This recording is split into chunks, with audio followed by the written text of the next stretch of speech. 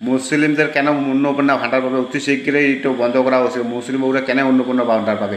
মুসলিম কোনোদিনও বিজেপিকে ভোট দেয় নাই, মুসলিম কোনোদিন বন্দে মাতরম গায় নাই। মুসলিমদের উপরে অ্যাকশন নেওয়া উচিত, মানে অন্নপূর্ণা ভাণ্ডারও বঞ্চিত করা লাগবে, মানে এইটা মানে দিতে হবে না। রাজ্য সরকারের উপরে অনুরোধ ছিল, কিন্তু আমি এটা কথা বলছি না, এটা ভিডিওর মাধ্যমে বলছি, শুনে নেন একবার, তারপর আমি কিছু বলছি, কিন্তু অশ্লীল ভাষাতেও কমেন্ট করবো না।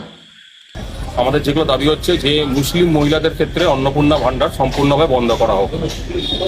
নতুন রাজ্য সরকার আসার পরে আমাদের মাননীয় মুখ্যমন্ত্রী শুভেন্দু অধিকারী সহ অন্যান্য বিধায়কগণ, অন্যান্য মন্ত্রীগণ সবাই বলেছেন এবং সেটা বাস্তব সত্য যে মুসলিম মহিলারা নতুন সরকার গঠনে কোনো সাহায্য করেনি, কোনো অবদান নেই।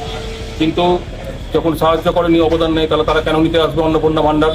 দ্বিতীয়ত হচ্ছে বন্দে মাতরম যাতে মাদ্রাসাতে গান না করতে হয়, স্কুলে যাতে গান না করতে হয়, সেই জন্য ওরা আগের বুধবারের দিন কলকাতা হাইকোর্টে রায় করে করেছে বন্দে মাতরম গাইবে না, ভারত মাতার জয় বলবে না, মানে ভারতকে ওদের নিজেদের মা মনে করবে না। ভারতকে যখন নিজেদের মা মনে করবে না, তাহলে তো ভারতের বাসিন্দাই না।